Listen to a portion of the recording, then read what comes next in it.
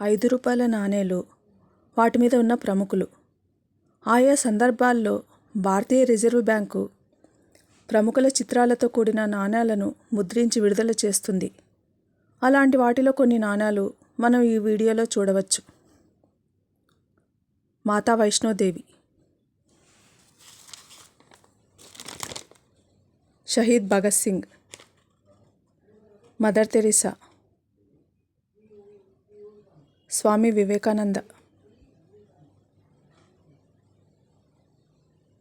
Lal Bahadur Sastry, Rabindranath Tagore, Chanakya, CN Annadurai, Shri Narayana Gurudev.